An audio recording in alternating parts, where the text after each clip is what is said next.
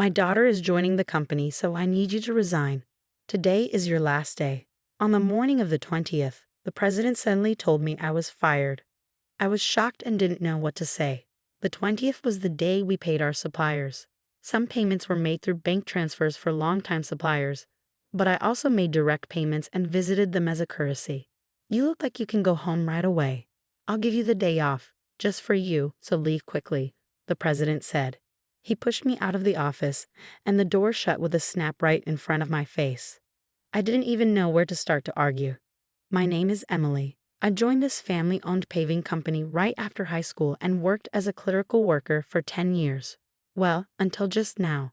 The company had about 20 employees, and when the current chairman was the president, the workplace atmosphere was great. It was an easy place to work. The chairman, now retired, used to work closely with the younger employees, and his wife, Catherine, would come in every day to help with various tasks until he was hospitalized. Their daughter Kelly was skilled in both field and office work. Her husband was the site manager and was trusted by the on-site employees. Even though they were the founding family, they never acted superior or looked down on the employees. It would have been wonderful if this enjoyable and smooth-running company life had continued, but unfortunately, reality wasn't so kind. At the end of last year, the chairman was diagnosed with cancer during the company's group medical examination. He decided to retire as president and appointed Kelly's husband, the site manager, as the next president. Both the employees and I unanimously agreed. We all thought the chairman should focus on his treatment and wished for his long life. However, suddenly, the chairman's eldest son, Tom, appeared with his family. I didn't know where he heard the news from. It turns out the chairman had another child besides Kelly. Tom had been disowned about 30 years ago, and I didn't know about it at all. According to the senior employees, Tom was a troublemaker in his youth and often had run-ins with the police. Whenever he caused problems, the chairman and Catherine would go and apologize.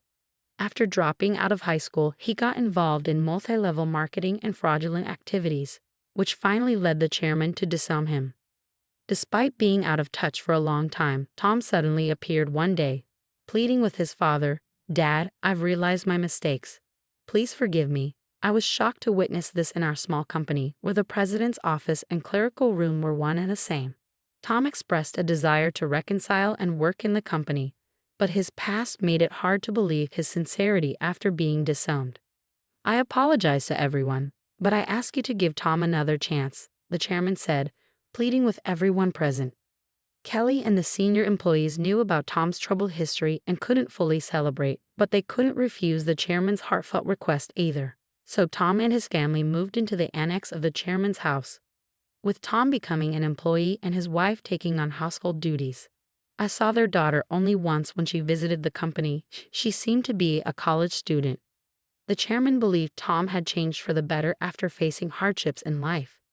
Catherine was overjoyed that Tom had returned with his family, talking about rebuilding the company together. However, soon after, a problem emerged. Tom insisted on something. "I'm the eldest son, so I should be the next president," declared Tom, straining his relationship with Kelly and the site manager. Despite pretending to work diligently in front of the chairman, Tom actually did very little. He frequently made demeaning remarks like, "Physical labor is for the workers, and you're all just worker ants, work silently." Naturally, his behavior quickly made him unpopular with everyone.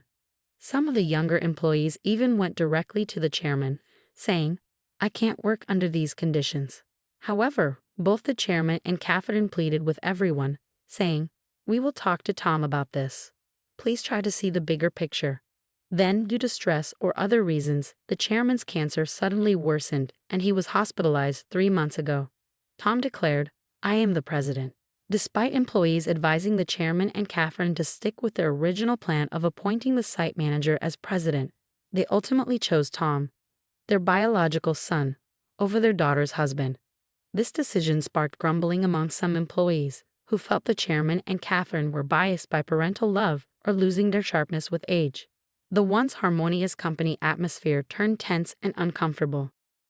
As tensions grew, Kelly and the site manager began working behind the scenes to manage the company. This left me alone handling all administrative tasks, whereas before Catherine, Kelly, and I shared the workload. Now, I regularly work overtime, sometimes leaving so late that the date changes before I head home. Meanwhile, Tom seemed to view administrative duties as effortless, spending his days at hostess bars, betting on horses, or gambling. My relationship with the president took a serious downturn over an expense issue. He had been using the company's credit card for personal dining and entertainment expenses, and I had been overlooking it to some extent. However, this time, the expense crossed a line. With apprehension, I handed the receipt back to him. "I can't approve this expense," I told him. "What? Why not?" he demanded. "This is for your wife's corrective underwear. It's not related to business, so it can't be expensed." As expected, the president's face flushed with anger. "Don't challenge me. She's the president's wife. It's natural for her to dress well. This is a valid expense." "No, that's not how it works. Your wife's underwear can't be considered a business expense." I stammered, struggling to comprehend how the president could justify a $4,000 expense for his wife's corrective underwear. His next suggestion left me even more bewildered. "Then let's turn selling corrective underwear into our new business venture. We'll categorize it as inventory so it counts as an expense." The president seemed pleased with his idea, but I was at a loss for words. "We're a paving company," I managed to say. "So what? We can threaten clients that if they don't buy from us, we'll cancel their contracts. Everyone will buy. It's easy money, $2,000 for one, $4,000 for a set." The president chuckled loudly, but I felt horrified. "That's absolutely unacceptable. It will damage our credibility." I snapped at him in anger. From that moment on, I became the target of the president's disdain. Day after day, I endured constant berating from him. The situation became so difficult that I considered quitting many times. However, I continued to endure and work, driven by my loyalty to the chairman who had always supported me and my concern for the team who would struggle if I left. The truth was, I couldn't afford to lose my job suddenly either. I decided to tough it out until the right moment to move on. But then, unexpectedly, I was fired. If I quit abruptly now, it will cause problems for our clients, I thought to myself. Taking a deep breath, I gathered my courage and confronted the president. "I can't do this. I can't just leave without proper notice and handover. Even your daughter wouldn't be able to handle the workload. Besides, today is the day we need to handle payments," I said in one breath, fully expecting the president to erupt in anger. As expected, the president's face turned red with anger. "Shut up. I told you to resign because my daughter is joining the company. Today is your last day. As for the payment, let them wait until they come to collect it. There's no need to pay them up front." "Excuse me, isn't it normal to pay for something once you buy it?" I was shocked and explained it patiently, as if talking to a child. But the president responded with something so unreasonable that I couldn't believe he was being rational. "If that's the case, just threaten to switch suppliers. Tell them we won't make the payment this time, so they should give it to us for free." "What? That's not something we can do, is it?" I was so stunned that I couldn't find the right words to respond. "You're completely useless. My daughter has a college degree. She can handle office work easily. As family, she won't question my expenses like you do. You're all talk and no action. We don't need someone like you in our company. Leave now," the president sneered. It seemed clear he intended for his daughter to handle accounting so he could justify personal expenses as business expenses. "Oh, is that so? Just remember, I won't regret this," I replied. Words were futile at this point. My patience had worn thin. I quickly gathered my belongings and left the company, feeling sorry for our clients. I called Kelly, despite knowing Catherine and Kelly were busy with the chairman. This was urgent. I explained everything and trusted the rest to Kelly. Once I left the company, I suddenly found myself with nothing to do. Being fired without notice clearly violated labor standards laws. If I reported this to the Labor Standards Office, the company would be in trouble. Since our company was part of the middle company payment system, I could claim my severance pay and 1 month's salary. This system supports small and medium-sized enterprises that can't afford severance pay on their own. I didn't need to rush because I could apply within 5 years from my retirement date, and the Labor Standards Office had a 2-year statute of limitations. With my professional habits, I planned out the necessary procedures and timeline for retirement. I decided I could take it easy for at least a week. Lately, I had been working overtime and weekends nonstop, leaving no time for myself at home. There were many places I wanted to visit once I settled down, so I chose to go on a day trip to the beach for a refreshing break. After enjoying myself at the beach, I checked my phone in the locker and found several missed calls, emails, and voicemails. Among them, Kelly's email caught my attention. It said, "The payment process went smoothly. Everything is in order." I felt relieved. Despite the abruptness of my dismissal by the president, I couldn't shake the guilt of leaving my job in anger. Next, I listened to the voicemail from the company. It was the panicked voice of the president saying, "Hey, what's going on? They're saying I'm not the real president. Did you know about this? Explain yourself." After chuckling at his realization, I continued to check my emails and voicemails. Among them was a message from the chairman, so I promptly headed to the hospital. Arriving at the hospital room that evening, I found Catherine and the president already there. As soon as the chairman saw me, he greeted me from his bed. "Emily, I'm truly sorry for my foolish son." "Hey, what's going on? I'm not the official president. Explain yourself." Tom shouted arrogantly, clearly not understanding the situation. The chairman quickly silenced him with a stern command. "Quiet down." It turned out that right after I had called Kelly, she promptly informed the chairman and Catherine. Upon receiving the news, the chairman immediately contacted Tom, who was acting as president, and asked, "Do you really not know anything? So what's the truth?" I calmly explained to the president, who was still shouting in confusion. "Essentially, Tom, you didn't have any legal authority. Your role as president was just a title.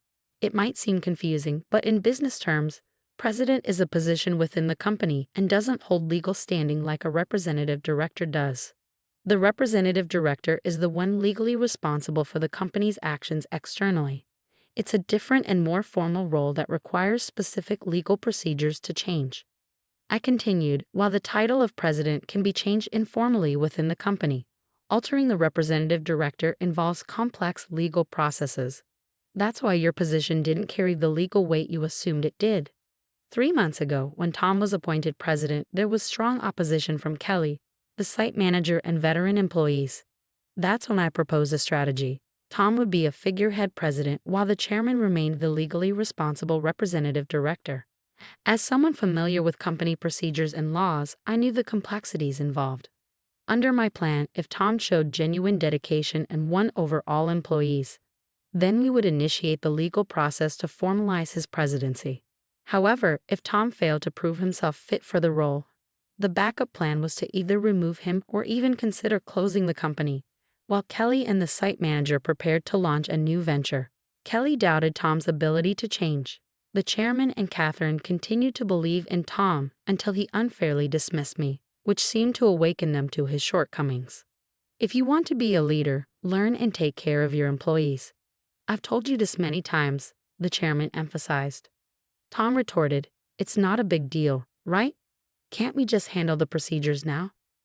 "No, it's not possible," the chairman explained. "Our company offers stocks to employees who want them, and many of them own shares. Emily owns 10%, making her a major shareholder. We can't disregard her views, and other shareholders won't support you either." As the president began to understand the gravity of the situation, his face paled. "What? I don't have any shares." "None. I plan to pass on my shares to you once you prove yourself as president. I'm deeply disappointed in you. Were you only interested in my wealth, thinking I didn't have much time left?" The chairman slumped in despair, and Catherine remained silent, visibly upset. Defiantly, the president responded, "Well, I'm the eldest son. What's wrong with taking what's rightfully mine? The company belongs to me. I can't forgive you anymore. The chairman bears full responsibility as the representative director of this company. Moreover, I'm a shareholder. I have the right to call for a shareholders' meeting and propose your removal," I asserted firmly. The president's face drained of color as he grasped the implication of removal. "You mean I could be fired? Dan, you were just a clerk." "Tom, Emily is right. At this point, no one will support you." "Emily was the only one who spoke up to give you a chance," Catherine interjected. Then Catherine turned to me. "Emily, I owe you a sincere apology. I regret causing you trouble because of my love for my son. Please tell me what you'd like to do." I confronted the president directly. "Mr. President, I no longer wish to work under your leadership, so I am resigning immediately. However, I expect to receive my severance pay. along with 1 month's salary, including unpaid overtime and holiday pay. As a shareholder, I will also take action through the Labor Standards Office to remove anyone who is detrimental to the company. I spoke calmly, and as I did, the president's complexion shifted from pale to completely white. Continuing, I informed them how Kelly had been actively visiting clients and successfully promoting our new company. Many clients had already decided to switch from our current company to the new one, and most of our employees were planning to follow suit. "That's impossible. I'll sue you," the president threatened, his voice cracking. But the chairman intervened firmly. "I am the representative director. You have no such authority." The president collapsed to his knees, and I felt a mix of emotions: regret, disappointment, and a sense of closure. "Mr. President, it's unfortunate it had to end this way. If you had changed your approach upon returning, things might have been different. There were ample opportunities for understanding if you had made efforts to learn and adapt." Ultimately, it was the president himself who squandered those chances, a classic case of reaping what one sows. In the aftermath, the chairman decided to shut down the company, leaving Tom unemployed. The president's wife attempted to sell corrective underwear, but it didn't succeed. They faced legal issues for aggressive sales tactics and were eventually arrested for involvement in a pyramid scheme. When Kelly returned to her parents' home, she found boxes of unsold underwear left behind.